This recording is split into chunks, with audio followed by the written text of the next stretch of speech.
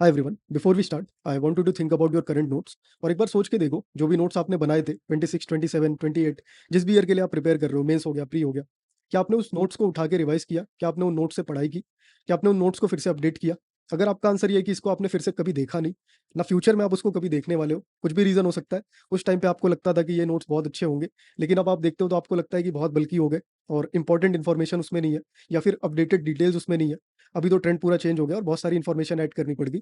अगर इसमें से कोई एक भी अगर आपको लगता है कि आपसे रिलेट हो रहा है, तो आपको नोट मेकिंग में थोड़ी चीज़ें समझनी पड़ेंगी। और इस वीडियो में हम वही कवर करेंगे कि एक स्मार्ट नोट्स या फिर एक अच्छे नोट्स कैसे आप बनाते हो, जिसको आप मल्टीपल रिवीजन के लिए यूज़ कर सको, जिसको आप वैल्यू एडिशन के लिए यूज़ कर सको, जिसको आप अपडेट कर सको। वो सारी चीज़ें इसमें हम कवर करेंगे। इससे पहले ये समझ लो कि नोट्स तो आप बना रहे हो, लेकिन उसकी रिक्वायरमेंट क्यों है? बहुत बेसिक सी चीज़ है, व्हाई इट इज़ इम्पोर्टेंट। तो इसका इंपॉर्टेंस क्या है कि रिवीजन में हेल्प करता है। रिटेंशन आप इससे स्ट्रॉन्ग कर सकते हो, क्योंकि जितने रिवीजन आप करोगे उतना बेहतर रिटेंशन होगा। और रिवीजन आप किससे करोगे? जो आपकी खुद की चीज़ होगी, जो आपने खुद ने डिज़ाइन की होगी। इसके बाद कुछ और इसके फैक्टर्स है कि आप रेडी टू यूज़ पॉइंट्स और हेडिंग्स बना के रखते हो, जो आप डायरेक्टली मेंस में यूज़ कर सको। बल्कि बुक्स और नोट्स को वो कट डाउन करके एक शॉर्ट नोट्स की तरह होते हैं। वास्ट सिलेबस से आप बच सकते हो इसमें। इंपॉर्टेंट एरियाज़ को सिर्फ आप उसमें कवर करोगे। लिमिटेड टाइम होता है आपके पास, इस एग्ज़ाम में तो बहुत लिमिटेड है, तो उस लिमिटेड टाइम में आप अपना फ़ोकस वहीं लगाओगे, जहाँ पे इम्पोर्टेंट है। तो ये कुछ फैक्टर है, आप इसलिए नोट्स बनाते हो, बेसिक सी चीज़ है। इसके बाद ये इम्पोर्टेंट एरिया है, how to make them. Notes को बनाओगे कैसे? नोट्स को बनाने के लिए सबसे इम्पोर्टेंट एलिमेंट क्या है? पीवाईक्यू सबसे इम्पोर्टेंट एलिमेंट है। अब ये पीवाईक्यू सबसे इम्पोर्टेंट एलिमेंट क्यों है, वो समझ लो। पीवाईक्यूज़ जो है, वो यूपीएससी के कोर में है, किसी भी एग्ज़ाम के कोर में है। उसके जो पीवाईक्यूज़ होते हैं, वो क्या बताते हैं कि कैसा ट्रेंड फ़ॉलो हो रहा है, किस तरीके की चीज़ें कमीशन आपसे पूछ रहा है, किस तरीके का आपका नोट्स होना चाहिए, डायमेंशन उसमें क्या होनी चाहिए। ये सारी चीज़ें कौन बताएगा? ये पीवाईक्यूज़ से निकल के आएँगी। बुक से ये चीज़ें नहीं निकल सकती, कोचिंग से ये चीज़ें नहीं निकल सकती। उसका रीज़न समझो। बुक्स का क्या है? बुक्स तो ऐसी है कि रीडिंग के लिए बनी हुई है। वो एग्ज़ाम के लिए बनी नहीं है, पहली बात ये। क्योंकि ऐसी कोई स्टैंडर्ड बुक कमीशन ने बताई नहीं है, वो अलग-अलग ऑथर की बुक्स हैं और उसको हमने स्टैंडर्ड बना के रख लिया अपने एग्ज़ाम के अकॉर्डिंग। दूसरी चीज़ है कोचिंग। कोचिंग के नोट्स और मटेरियल वो कैसे होते हैं? कोचिंग वाले सब कुछ इंक्लूड कर देते हैं। मल्टीपल सोर्सेज़ लेके आएँगे, उनकी मजबूरी है। उनकी मजबूरी क्या है कि उनको दिखाना है अगले साल कि देखो हमारे नोट्स से सब कुछ आ चुका है। अब 1000 पेज के अगर आप एक सिंगल सब्जेक्ट के नोट्स बनाओगे, तो उसमें से सब कुछ तो ऑब्वियसली आएगा ही ना। अगर मैं आप लोगों से ही कह दूँ कि एक काम करो, मॉडर्न हिस्ट्री के 1000 पेज के नोट्स बनाओ और ऐसे नोट्स बनाओ जिसमें सब कुछ आ जाए। आप लोग ईज़िली बना दोगे। इनफैक्ट 100% हिट रेशियो भी आप लोग टच कर दोगे।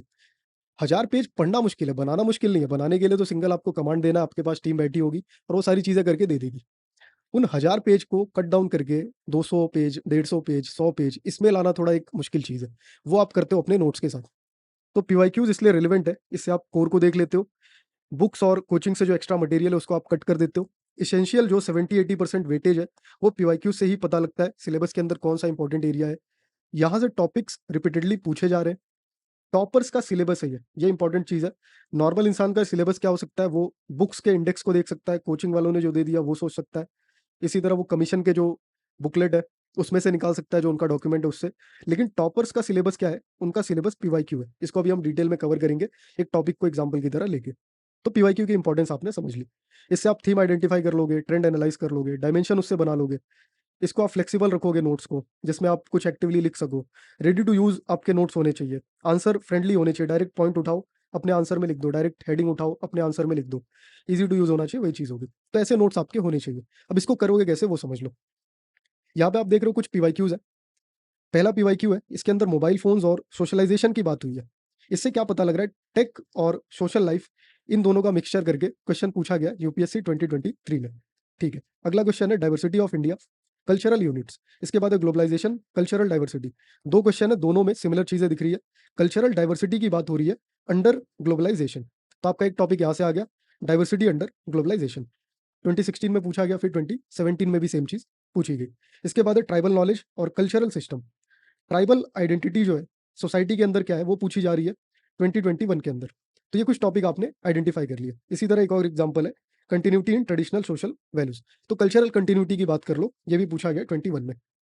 अब आपने देखा कि ये सारे टॉपिक्स हमने आइडेंटिफाई करके रख लिए, पीवाईक्यू से इस तरीके से निकाल लिए। अब इसमें नोट्स आप कैसे बनाओगे? पहला काम था टॉपिक आइडेंटिफिकेशन का, वो हो गया। इस तरीके से आप करके रख सकते हो, मल्टीपल टॉपिक्स होंगे एक सब्जेक्ट के अंदर और उस पे ही आप नोट्स बनाओगे। टॉपिक आइडेंटिफाई हो गया, सबसे इंपॉर्टेंट क्या है, इसके ऊपर की डायमेंशन क्या होगी? डायमेंशन कैसे डिसाइड होगी वो समझो। फॉर एग्जांपल यहाँ पे देखो एक टॉपिक है, टेक्नोलॉजी एंड सोशलाइजेशन, जो हमने डिसाइड किया था इसके पहले पीवाईक्यू से। अब इसके अंदर डायमेंशन कैसे आप डिसाइड करोगे? यहाँ पे देखो क्या पूछा हुआ है, डिस्कस इट्स इम्पैक्ट। डिस्कशन की बात कर रहा है वो आपसे, डिस्कस करो इम्पैक्ट्स को। इम्पैक्ट एक डायमेंशन होगी, इससे रिलेटेड भी आप डायमेंशंस को ओपन करोगे, इससे रिलेटेड डायमेंशंस को भी ओपन करोगे। इसका सोशल इम्प्लीकेशन क्या हो सकता है, इसका सोसाइटी पे क्या इफेक्ट हो सकता है, इसके पॉजिटिव नेगेटिव तो खैर यहाँ पे आप दिखाई दोगे। इसको सॉल्व करने के लिए आप क्या कर सकते हो कि मोबाइल फोन जो है वो रिप्लेस कर रहा है और सोशलाइजेशन का इशू दिख रहा है, तो इसको सॉल्व करने के लिए आप क्या कर सकते हो, ये सारी चीजें जो है आप इसमें डिस्कस करोगे। ये कुछ डायमेंशन इसकी होंगी। इनको कैसे डिसाइड कर रहे हो आप? इनको डिसाइड करने के लिए आप डायरेक्टिव वर्ड की हेल्प ले रहे हो। जैसे यहाँ पे डिस्कस था, यहाँ पे आप देख रहे हो कि कल्चरल डाइवर्सिटी को एक्सप्लेन करना है ग्लोबलाइजेशन के अंडर, तो एक्सप्लेन एक हो गया। फिर इसके बाद इसी तरह आप एग्जामिन देख रहे हो, इसी तरह और भी होते हैं। इनोमिनेट में आप लिस्ट करोगे। ये क्या होते हैं? हमारे डायरेक्टिव वर्ड्स होते हैं। ये भी हमने पीवाईक्यू से देख के ही एनालाइज किया कि ठीक है उसमें ऐसी चीजें पूछी जा रही है, हमारी डायमेंशन भी वैसी ही होंगी। अब ये डायरेक्टिव वर्ड्स पे एक डिटेल्ड वीडियो आने वाली है, तो उसके लिए थोड़ा वेट कर सकते हो आप, जिसमें हम और ज्यादा डिटेल में उसको कवर करेंगे। यहाँ पे ये समझ लो कि जैसा ये डायमेंशन पूछा जा रहा है वो डायरेक्टिव वर्ड से पता लग रहा है। तो ये कुछ डायमेंशन फिक्स करने के लिए हो गया। नोट्स कैसे बनाओगे? टेक एंड सोशलाइजेशन हो गया, ओवरव्यू दे दोगे। ठीक है, क्या ओवरव्यू है? कुछ कॉन्टेक्स्ट हो सकता है, कुछ डेफिनेशन हो सकती है, डिपेंड करेगा टॉपिक पे। उसके बाद पॉजिटिव इंपैक्ट दिखा दिया, नेगेटिव इंपैक्ट दिखा दिया। क्यों दिखा दिया? क्योंकि यहाँ से हमने उसको डिसाइड किया था। इसके अलावा कुछ और भी डायमेंशन चाहिए। सोशो कल्चरल इंप्लीकेशन हो गया, ये एक डायमेंशन होगी। ये तो हो गया कि हमने डायमेंशन और टॉपिक को फिक्स कर लिया, उसके अंदर पॉइंट्स भी हमने फिर देखो ऐसे शॉर्ट पॉइंट्स हमने रख दिए जो डायरेक्टली हम एग्जाम में यूज कर सके। इसके अलावा और इंपॉर्टेंट क्या करना है आपको वो समझो। आपके नोट्स ऐसा ना हो जाए कि एक टाइम के बाद आप उसको यूज ना करो, तो उसके लिए क्या करोगे आप? कुछ ऐसी स्पेस छोड़ दो। ये एक्टिव नोट्स के लिए स्पेस है, इसको हम लोग क्या बोलेंगे? एक्टिव नोट्स कह लो इसको, एक्टिव पीवाईक्यूज नोट्स कह लो। जो हमने डिजाइन किया मैं उसकी बात कर रहा हूँ। आप भी कुछ इस तरीके से अपने डिजाइन कर सकते हो। कुछ ऐसी स्पेस ब्लैंक छोड़ दो। इसमें आप क्या करोगे? इसमें आप वैल्यू एडिशन करोगे, जो कि यहाँ पे आप देख रहे हो किया गया। यहाँ पे डायरेक्शन भी दी गई है कि जो टेक का इन्फ्लुएंस है उसको आप यहाँ पे दिखा दो। तो हमने दिखा दिया कि ठीक है, नॉर्थ में टेक का इन्फ्लुएंस बहुत लिमिटेड है, ईस्ट में तो बिल्कुल नहीं है, और साउथ में बहुत ज़्यादा है। क्यों ज़्यादा है वो समझ लो। यहाँ पे टेक क्लस्टर्स बहुत है, मुंबई, पुणे, हैदराबाद, बैंगलोर। नॉर्थ में देख रहे हो तो दिल्ली और एनसीआर वाला रीजन है, सिंगल सा। और ईस्ट में तो बिल्कुल है ही नहीं। तो यहाँ से क्या पता लग रहा है कि जो नॉर्थ साउथ डिवाइड है और ये जो ईस्टर्न पार्ट है, यहाँ पे कल्चर अलग होगा। नॉर्थ में अलग होगा और साउथ में अलग होगा। इससे क्या कंक्लूजन निकल के आया? टेक क्लस्टर जो है they are shaping cultures also. तो ये आप अपने पॉइंट्स में मेंशन कर सकते हो, एक अच्छा पॉइंट हो जाएगा। और कुछ इस तरीके से वैल्यू एड कर सकते हो अगर स्पेस है आपके पास तो ये स्पेस उसके लिए है। इसके अलावा ये स्पेस जो खाली आपको दिख रही है उसमें क्या करोगे? पॉजिटिव इंपैक्ट आपने देख लिया। अब हो सकता है जिस मोमेंट पे आपने नोट्स बनाए, मैं कह लेता हूँ 1 जनवरी को आपने नोट्स प्रिपेयर किए, और मार्च आते आते या फिर आपका मेंस का एग्जाम आते आते, मेंस आपका जब एग्जाम आएगा तो हो सकता है मई वगैरह में अच्छी सी न्यूज़ आ जाए कुछ, जिसमें टेक्नोलॉजी का इम्पैक्ट दिखाया गया किसी रिपोर्ट के थ्रू। अब उस रिपोर्ट को आप क्या करोगे? अगर आपके नोट्स में स्पेस नहीं होगी तो उसको ऐड कहाँ करोगे? इसके लिए ये स्पेस चाहिए आपको। आप यहाँ पे आके रिपोर्ट को ऐड कर दो। अगर पॉजिटिव इम्पैक्ट है तो यहाँ पे लिख दो, नेगेटिव इम्पैक्ट है उसके सामने लिख दो। तो ऐसे में क्या होगा? आपके नोट्स जो है वो एक्टिव होंगे। एक्टिव का मतलब कि रेडी टू यूज, जब भी आप उसको चाहो तो अपडेट कर सको। ऐसा नहीं कि आउटडेटेड है आप उसको वन टाइम यूज करो। तो इस तरीके से आप उसको जो है फुलफिल कर लोगे। तो ये कुछ नोट मेकिंग का तरीका होना चाहिए। इस तरीके से आप नोट्स प्रिपेयर करो। कोई रॉकेट साइंस नहीं है, बेसिक सी चीज़ है। जिस तरीके से आपको लगता है कि आप रिवाइज कर सकते हो, उसके अंदर एलिमेंट्स क्या होने चाहिए वो समझ लो। इंपॉर्टेंट एलिमेंट्स आपने समझ लिए, और इसी तरीके से आप अपने हर सब्जेक्ट के नोट्स बना सकते हो। अगर आपको लगता है कि आपके पास इतना टाइम नहीं है कि आप ये सब चीज़ें कर पाओ, ये सारे पॉइंट्स खुद से लिख पाओ, क्योंकि लिखने में बहुत ज़्यादा टाइम लगता है। ऐसा नहीं कि कोई बेसिक सी चीज़ आप बैठे हो और सारी चीज़ें होगी। टाइम इसमें इन्वेस्ट करना पड़ेगा, और वो टाइम जो है आप कहीं न कहीं से कट करोगे। क्लासेस से कट कर सकते हो सकता है जो रिटेंशन के लिए आप रट्टे लगा दो उससे कट कर सकते हो। उसके लिए आप क्या कर सकते हो कि ये नोट्स जो आपको यहाँ पे दिख रहे हैं, उसको एक्सेस कर सकते हो, और उसमें अपने जो वैल्यू एडिशन है उसको बाद में ऐड करके अपने अकॉर्डिंग पर्सनलाइज़ कर सकते हो। तो ऐसा भी नहीं होगा कि आपके नोट्स नहीं है, और ऐसा भी नहीं होगा कि जिसको आप कभी भी उठा के रिटर्न में देखने नहीं वाले हो। तो ये दोनों ही चीज़ें आप यहाँ से कट कर सकते हो। आपको सिर्फ़ और सिर्फ़ वैल्यू एडिशन करना होगा, और ये पॉइंट्स आपको डायरेक्ट दिखेंगे, आप इसको पढ़ के आगे चल दोगे। तो आपका वो जो लिखने वाला टाइम है वो काफ़ी सेव होगा, और अगर वो टाइम सेव कर लेते हो तो उसको कहीं और यूज़ कर लोगे। ऑप्शनल में यूज़ कर सकते हो, प्री के लिए यूज़ कर सकते हो, क्योंकि अभी उतना टाइम है नहीं कि आप खुद से लिखना चालू करो। तो ये कुछ नोट्स हमने डिज़ाइन करके रखे हैं। इस तरीके से आप देख सकते हो टॉपिक्स बहुत सारे हैं।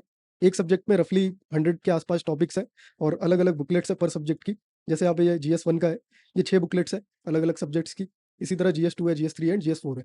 उसमें इसी तरीके से आपको सारे नोट्स बना के दिए हुए हैं। तो ये सारे नोट्स डिज़ाइन्ड ऑलरेडी, सिर्फ़ आपको ये वैल्यू एडिशन करना पड़ेगा, और जो एक्टिव एडिशन है वो करना होगा।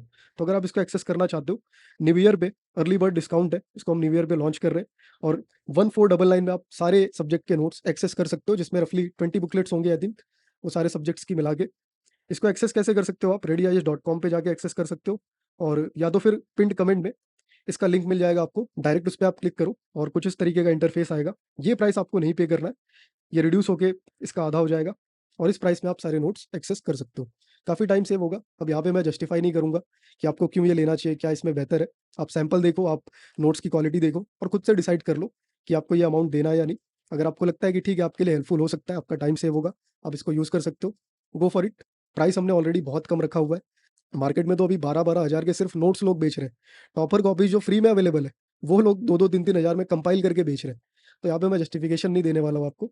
रही बात इसकी कि डायरेक्टिव वर्ड्स को हम कैसे डिसाइड करते हैं, तो अगली वीडियो डायरेक्टिव वर्ड्स पे आएगी, जहाँ पे हम इन डायरेक्टिव वर्ड्स को डिटेल में एक्सप्लेन करेंगे और इसको एग्जामिन करेंगे, इसको जो है इवैल्यूएट करेंगे, इसकी सारी डिटेल्स को कवर करेंगे।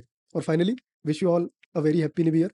इस नए साल में आप अपने सारे गोल्स को अचीव करो, जो भी आपने टारगेट्स रखे हैं उसको अचीव करो, और जितनी भी आपने मेहनत की है इसके पहले, मैं आपसे यही उम्मीद करूँगा उसका 100% 200% बढ़ा के आप नए साल में मेहनत करो और अपने सारे ड्रीम्स को अचीव करो।